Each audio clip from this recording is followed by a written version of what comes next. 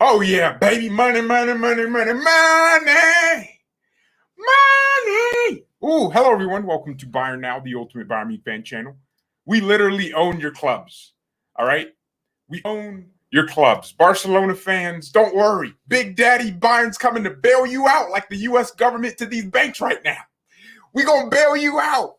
We're gonna buy your stakes, more stakes. Sorry, I shouldn't have used that one. Because it was supposed to be more stakes than IHOP, but no one here knows what IHOP is. Yeah, man, this is a smart strategy from Bayern. So the breaking news is that Bayern has announced a strategic partnership with names you would have never thought of. This story's been developing for a few weeks. I thought of doing the show 2 weeks ago, but I was like, well, I mean, we know they're going to announce it at some point, so we might as well wait. So here's the big news. Bayern announced strategic partnership, right? A partnership with MLS side Los Angeles FC, so LAFC. The aim of the partnership is to promote international talent in cooperation with partner clubs, both for their own teams and for professional football. This is outrageous, man. This is genius. And the big Don Khan said FC Bayern will expand its youth development with Los Angeles Football Club. At international level, football is developing very dynamically, which is particularly noticeable on the transfer market. I think what he means by at international level, football is developing very dynamically is that the world is just everyone knows a talent like in 2 seconds. Social media can gas anything. A touch, they can gas anything on social media. So that's what Khan's saying here. He's saying, look, it just looks like before talent even breeds, the kid's already getting offers from European conglomerates that can pay the money. So Bayern is looking for a strategic way to get ahead of the curve. And this is a genius plan. We'll explain how genius of a plan it is in a second. We see the partnership with LAFC as an opportunity to strengthen FC Bayern in sporting competition with the best clubs in Europe and the Bundesliga. So what I imagine Bayern is going to do is look at the Leipzig model and try to replicate it. Martinez says IHOP. Did I really say that, or did I say IHOP? A Bayern fan from Morocco. We International, a Bayern fan from Ghana. That's awesome, man. My family has some friends from Ghana. Great peoples, I'll tell you that much. Bayern fan from Russia. Whoa. Putin's letting y'all watch Bayern now? We International. We got dictators watching me now. Hey, yo, anyone in North Korea? W North Koreans, man. So, look, the reason this is so smart is the transfer market is changing in dynamics. Clubs like Chelsea can spend 600 million in a window, 300 million plus in January. So Bayern can't keep up with that in the long term with the restrictions we have, but it's restrictions we want. Germany has 50+1. Bayern literally has 70%. Like the fans own not 51% of the club, but 70%. And then 30% it was sold to some investors like Audi, and Allianz owns a few percentages like 8%, 8.33%. Adidas owns 8.33%. You get the point, right? So we can't, in the long term, compete with the financial powers that be in the Premier League. So we're going to do the smart thing of developing talents. What we're basically doing is outsourcing labor. We'll let other clubs like LAFC develop talent, and if they're good enough, they come to Bayern. We have a similar partnership with Dallas, but this one is a little bit different. This is intense. This is we own part of their club. We run operations. We're scouting for them, not, them scouting and then, a player comes here on loan like Chris Richards did. This is different. This is deeper. Bayern fan from Arizona. It's great to see. Have I improved my Polish? Of course, man. Lewandowski, Mili, come on, baby. Yeah, man. That's my Polish. Like the stream and subscribe. Road to 10K. You know, I forgot we had milestones on this channel. What are we at? 8.9? We're 8. Oh, hell. Damn, I should work harder. Yo, we're at I'm over here thinking we're at 8.8K. We're 8.9. We're like almost 100 subscribers away from 10K. Ah, man, if I really like took this channel as a huge priority, man, we would be flying. But I just have so much going on, man. Sorry guys. That's crazy. I didn't realize that. Dang it, man. So yeah, we realize in the long term, what we need to do is go straight to the source, to the market, and do what we got to do. This story expands, so keep watching.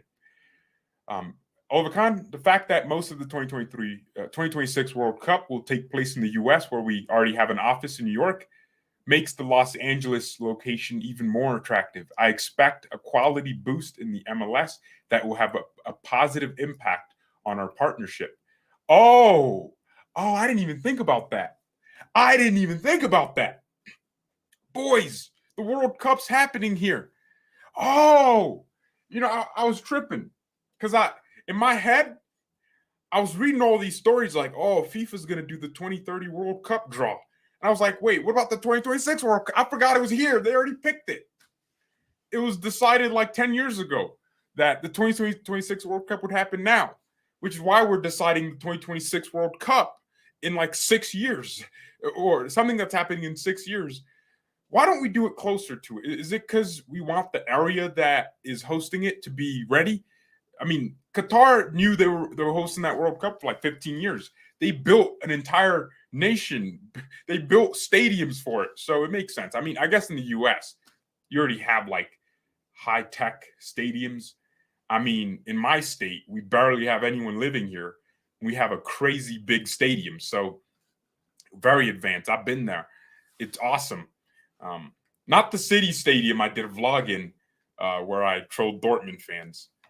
Yeah. So anyways, the World Cup happening here will mean naturally the MLS pushes to just, you know, be more attractive and get more talents and grow more talents. A lot can happen in the next 4 years, or I guess 3 years, you know, because the next World Cup's in the summer of 2024. Yeah, a lot can happen. A lot, or 2026, sorry. A lot can happen. You can develop the next Messi. No, I'm joking. But no, some kid right now is really good, and he just needs that opportunity to play for LAFC. And Bayern Munich scouts are going to make it happen. We're going to handle business. We're going to make them offers they can't refuse, like The Godfather. Brazo says, by working with Los Angeles FC, we have the opportunity to develop talent internationally in our own system, and that's the point. Dallas developed talents by themselves, and we have the partnership still. You know, we're not partners like that. We're just friends.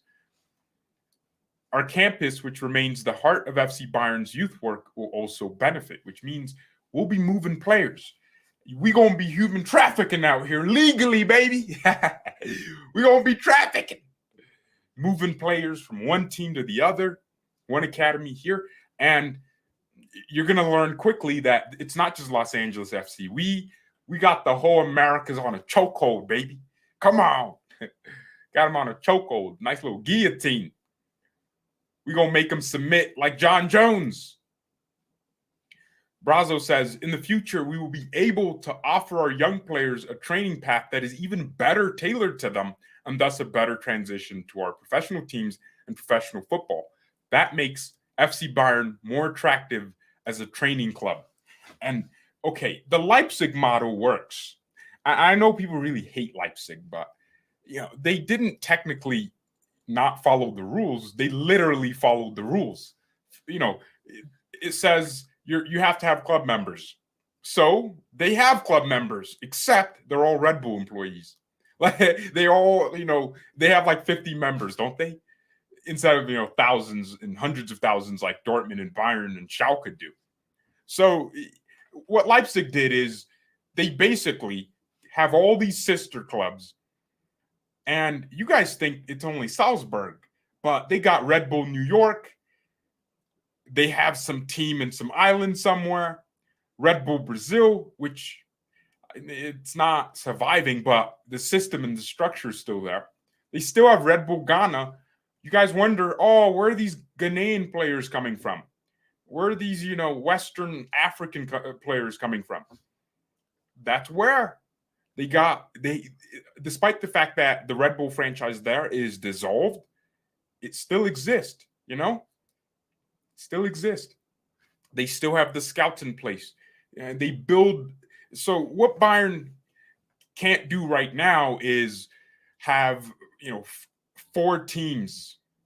That's not, we don't have FC Bayern Los Angeles. Like, we don't need that. What we're doing is buying stakes and giving us control of these clubs. And these clubs benefit, the local areas benefit from having the experience of Bayern's, team. And then it allows Bayern to build more revenue opportunities. Because, we'll own part of their revenue and profits. And that means we have a vested interest in the success of these clubs. And it's not just Los Angeles FC. The title says something else. So we'll keep going here. Oh, that's the end of the thread. So again, it'll make us more attractive to young players that are looking to develop and get better. And this is the big one. All right, this is the big one. You guys aren't going to believe this. So Fabrizio Romano tweeted this as well. So this is global news. All right, it's global news. We are moving forward. But, and this is the cool thing Khan said. They asked him about whether, there'd be similarities between, this new Bayern thing and the Red Bull group. And he says, we're a progressive, traditional club. I actually don't know if that's possible. How can you be progressive and traditional at the same? I guess he means like, we still maintain our, values as a club that we've had for hundreds of years. But we're also going to advance into the future with those values, hence progressive traditionalism. We are going our own way, the FC Bayern way, the FC Bayern way. There will certainly be no clubs in the USA, right, South America, or anywhere else branded with the FC Bayern logo. And, precisely, that's what he means. We ain't going to be changing no one's badges, right? Like Leipzig do. Oh, it's Rasenball Sport, not Red Bull. That's because you're not allowed to name your team after a sponsor. Man, those guys cheated. They cheated. Leipzig cheated, man. These clubs have their history, their regional identity and roots should stay that way. We only want to find partners on the basis of talent promotion who fit with us in terms of their training philosophy, their ideas about football, and their values. Because training has always has something to do with responsibility for young players, a code of values is being developed in the joint venture. It's a joint venture, yes, and introduced into the corporation. Or cooperation. Okay, again, that's not even all of it. We got more.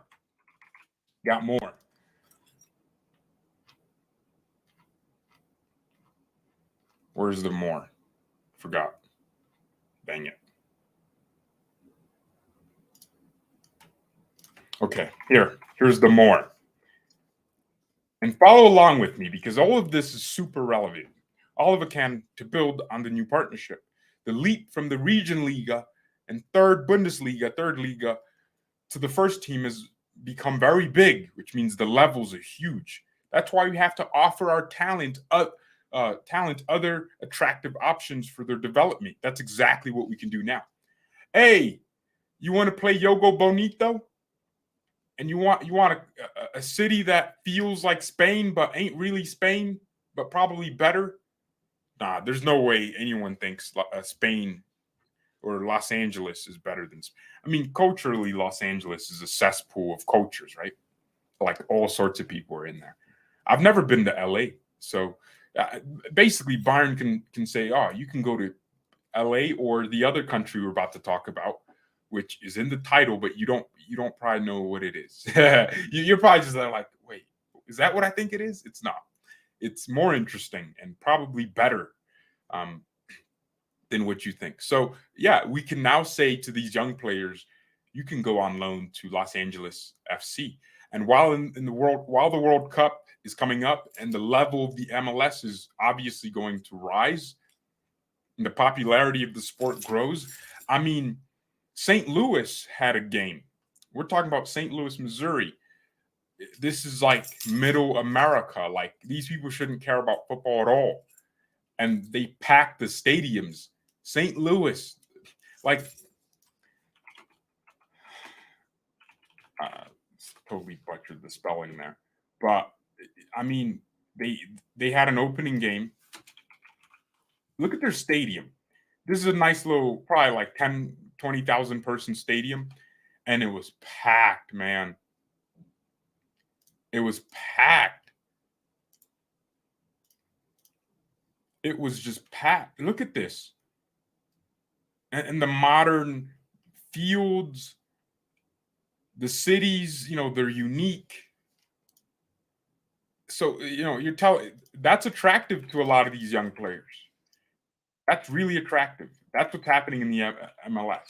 LAFC. Now, I want to see their stadium. And what we're gonna do? That means Chiellini basically plays for Bayern. That's what I'm seeing. That means Chiellini plays for Bayern. Oh man, we picked the W team, man. Wait, they play in the Bank of California Stadium? Yo, we really got, damn, man. We could own this club one day, like on a real, like we could actually just own the club. All right. Well, here's the big story that no one else is talking about because people are, uninformed. River Plate, not the River Plate you're thinking about, but River Plate, the club from Uruguay, not the club from Argentina. Bayern are also holding similar talks, and Uruguayan club River Plate should become part of the new cooperation with LAFC, which basically means we'll own parts of River Plate. I don't know if it's 10% or 50% or 40%, but I mean, this story came out a month ago, right? Bayern want to invest in Uruguay and are planning to take over first division club River Plate, Atletico River Plate. Now let's look up that club. And that's the one in Buenos Aires. But if we go to Uruguay, this is the River Plate we're talking about. So a small club with a long history that is currently seated at 8th place, a mid-table club, and we go. It's perfect that they're red and white. It's perfect. We're gonna monopolize the league, boys. We're gonna do it. You're gonna start seeing Suarez regens. No Darwin Noodles regens. That guy stinks. Terrible footballer. We are going to start scouting in that area. We're talking about Uruguay. And not just Uruguay, because you got to remember, it's just for the region, right? We need a central location. What we're probably going to do is have that as a hub to scout, these South Americans, apart except maybe Brazilians, right? So look where Uruguay is. Strategic. This is all part of the plan. It's all part of Bayern's master plan. Okay. Look where Uruguay is on the map. It's right there where you got Argentina, Buenos Aires, right? And River Plate's probably going to be, it's just a small country with, 1 million, 3 million, 5 million. I don't know how many people live in Uruguay, but they have a huge talent pool. And that means we'll be able to scout talent from Chile because they all speak Spanish, and Paraguay and Bolivia and Peru and probably Ecuador, right? All the Spanish-speaking countries will send scouts there regularly. and we will have a conglomerate. And when they're ready, we can move them to Bayern's academy or move them to LAFC if they need further development. And if they're not getting games at Bayern, we'll loan them out to LAFC. Bro, we got a scheme here, man. We got a multi-layered scheme. We got a pyramid scheme. We Andrew Tating out here, baby. All right. My tweet went crazy. Oh, man. You know what's crazy? I knew that tweet would cook. I knew what I was doing, man. I knew it. I was like, all right. I just saw a video of Musiala cooking through some young kids. Ooh, I know what could work. Let's say something out of pocket real quick. All right. Okay, so here's this is the interesting thing with River Plate that I wanted to talk about as well.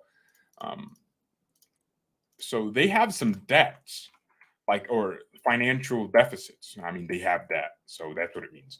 So they have very large financial deficit, which means they broke a factor that would be settled if this agreement were to be finalized.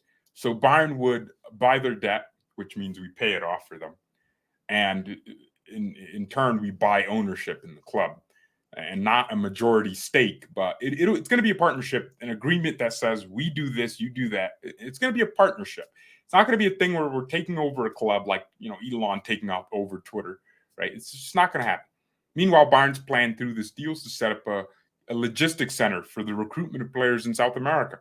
Oh, I didn't even read that part, and I guess I just hypothesized. So follow Bayern Papa on Twitter, man. That's my new personal Twitter account. I want to separate BayernNow from me, because I do be tweeting my out of pocket opinions that I know will piss people off on at Now Bayern, and that ruins the BayernNow image, not just mine. It doesn't ruin my image because I do it on purpose. But Bayern Papa at Bayern Papa, the Bayern Daddy, of course, man. They call me the Papa, the Daddy, le Daddy, of course, man. So there's no link in the description. Just follow at Bayern Papa on Twitter, man. But we live tweet the games. FC Hollywood for real now. Kimmick's out here acting. My boy should be winning Oscars, putting in man of the match performances and Oscar-worthy performances in the same week. My bowlers. My freaking bowler. Let me see if my stocks are doing well.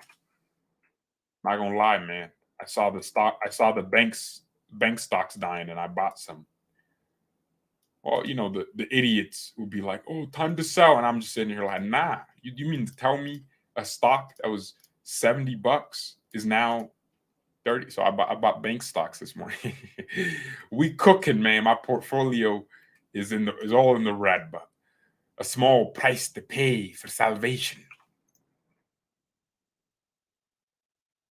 Hey, I feel like I used that line on a stream before.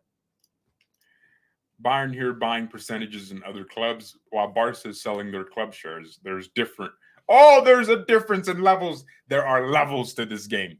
Our board is smart for this because they're seeing the future. Bayern will fall behind if we keep doing the same thing and expecting different results. That's what Albert Einstein defined as insanity. And it is insane because you know the outcome you're going to get and you keep trying it. So, that's absolutely true.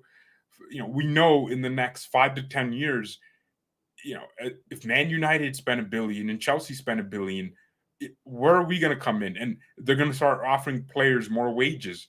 And we can't keep using the whole Bayern image like we have this world, traditional image that players are attracted to. It's true, but there's a new generation of players that only care about money and social media followers. Let's be honest here.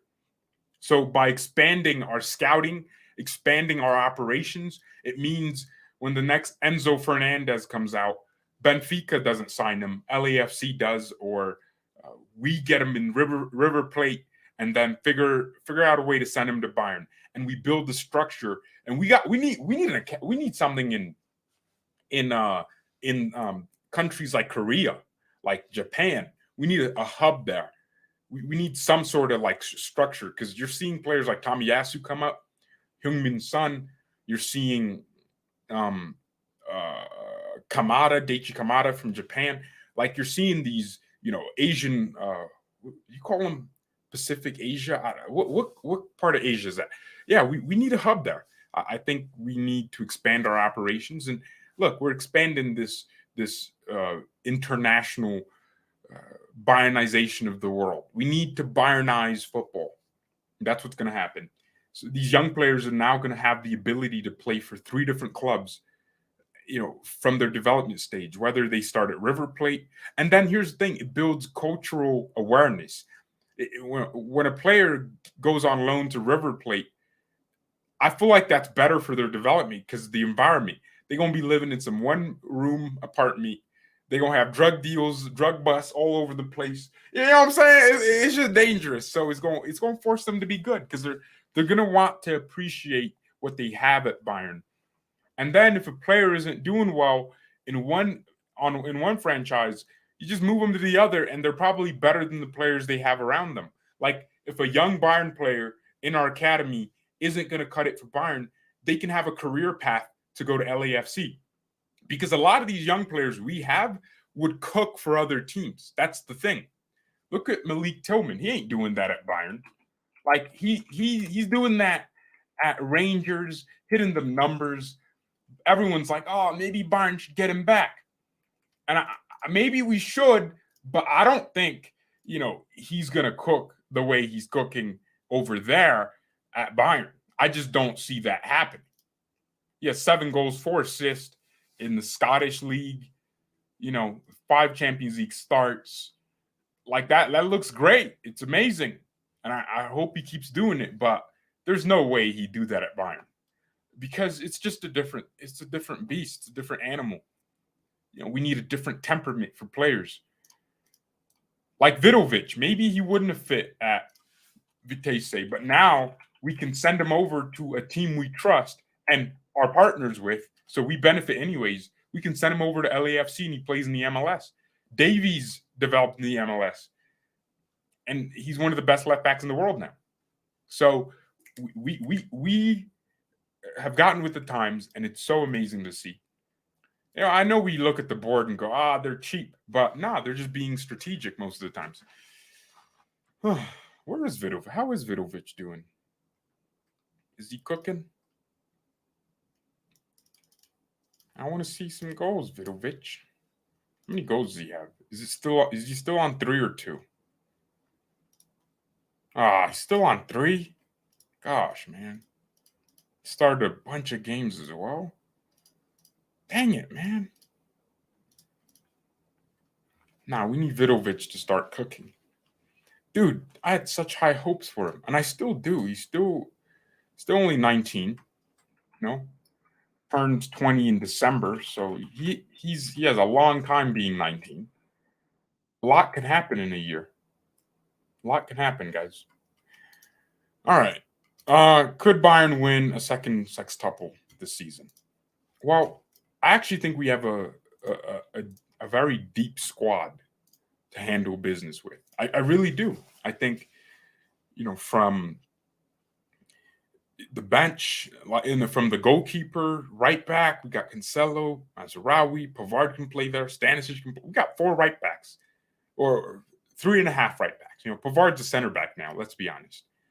Upamecano and De Ligt center back, Pavard center back. You have a deep center back, and I wouldn't say De Ligt's injury prone, and I'm not jinxing him like the comments always say by saying he hasn't been injury prone, and that's good. I mean, a few knocks here and there. Upamecano, crazy, because he used to get so many injuries at Leipzig. He had a huge injury, a 3-month, 2-month layoff, like different times. And now he's just fit all the time. And I don't even think I've seen Upa get injured like for more than a week.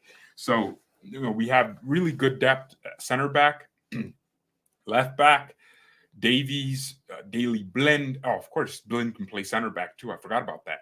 And then Lucas Hernandez, who's out. Stanisic can play left back if he needs to. And then midfield, Goretzka, Kimmich, Gravenberch, I'm joking. I guess Musiala can play there. Like we have the depth, I think, in my opinion. And Kimmich is never going to get dropped. So really, you're just going to think about Goretzka and who comes in for him. And Gravenberg, having those two is amazing. You know what I will say about Nagelsmann that pisses me off? He doesn't trust Gravenberg yet. And it's funny because we could have loaned out Gravenberg and Nagelsmann said, nah, he's staying here. I think Nagelsmann likes Gravenberg. It's not one of those things where his attitude stinks. He is demanding, right? But I think ultimately there's a good understanding between him and the coach because Nagelsmann wouldn't have wanted to keep him knowing he wouldn't play that much. So he's maybe, you know what it is? It's maybe one of those things where a player doesn't like they need just one game and they're going to shine, like kind of how Mazraoui did, right? There were a few weeks, he was coming off the bench, really not showing us much. He'd start a game here and there, wouldn't show us much. And then the Barcelona game, he just had a man-of-the-match performance coming off the bench because Pavard got injured. And he took that chance. And maybe Gravenberg needs a year to settle into Bayern. You got to remember, he's a young kid, right? Most of you are probably older than him. He's young. And maybe next season, he just gets a huge chance to just shine. Like, let's say we win something big this season, like the UCL or the World Cup or, the NBA All-Stars. Like, let's say we win a big trophy like the Super Bowl this season. He could have a second season where maybe players like Goretzka slow down in their performances or get an injury like Goretzka normally does towards the beginning of the season. And then closes out the season usually really well. And then he could really just burst onto the scene like Michael Richards, man.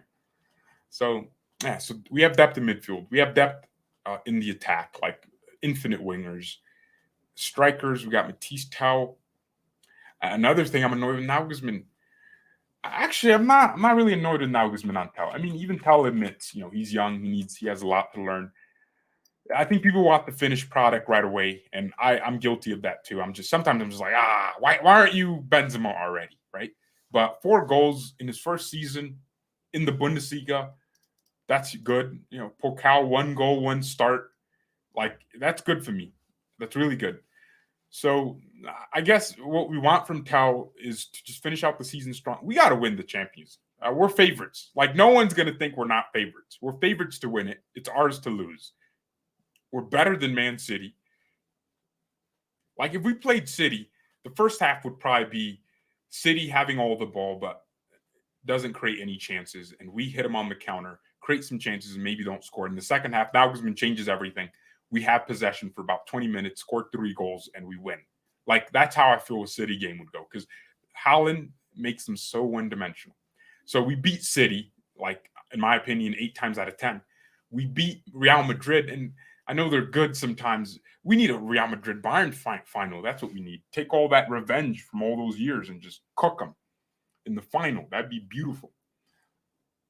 Yo, can they wait? Are they doing a 3-peat if they win? Nah. They won last season, but they didn't win the season before. Bro, I was about to go crazy. They won in 2018, right? Bro, we gotta stop letting Real Madrid win these Champions Leagues, man. This is getting ridiculous. How are they winning like so many in one decade? Bro, they already on 1. 2020 should have been our decade. We should have won 2 trebles by now. But yeah, I agree. We can win the sextuple. We have a really deep squad. George Bayern should sign Florian Wirtz to replace Müller since Musiala looks better on the wing. You know what? I think we should sign Wirtz because we can, and we should. It would just be a power play too, because I mean, isn't it annoying that we haven't like signed the next big thing from Germany?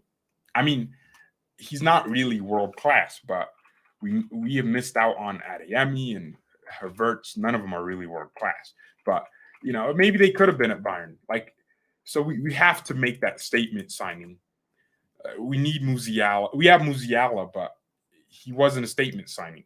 He was just a scouting signing. Like no one knew he was going to be what he is now. So we know what Witz is, his level. He's an international player. Everyone already knows him. And all these clubs want him. It would be a power play to sign him. And also, we could play Musiala and Witz as two eights in a team.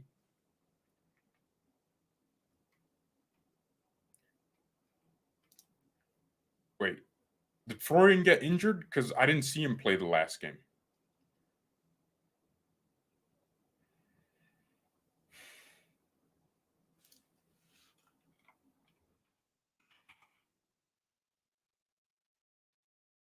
Florian Vets. Beats.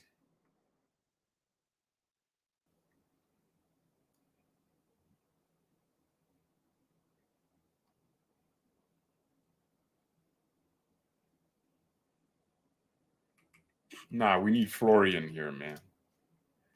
No homo. Florian just got that nice little that he just got that sauce, you know. I don't know why I said no homo. That's just a normal compliment. He just has the sauce, man.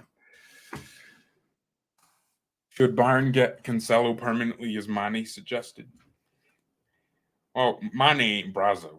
Like, you know, if Cancelo helps us and his attitude doesn't stink, then yeah, we can get him permanently. But if we look good, Mazarawi looks good, yeah, I don't really see why we have to, hurry to make that decision. We can make the decision, you know, based on what happens. Like we can wait. We can negotiate with man. He can go back to City for 2 months and we buy it. As long as there's a mutual understanding that he's coming here to do something. So I think we can definitely get Cancelo. But we need to be patient. We need to be patient. But yeah, as we close out the show, it's amazing that Bayern doing all these good deals, offers they can't refuse. We out here, man, handling business. That's what we're doing. We handling business. All right. Yeah, I think this is amazing play from Bayern once again. I know people really like criticizing our board. I didn't even realize. Okay, that's crazy. Whoa, I didn't even realize this, but our partnership with FC Dallas has ended. A club's spokesperson told me, but we'll continue to have a strong business relationship with Bayern. Of course, that's how normal. Well, I think I know why. Because Dallas is, a huge city, and they maybe not how I'm seeing it, but they want their own thing. They probably don't want Bayern basically owning a percentage, right?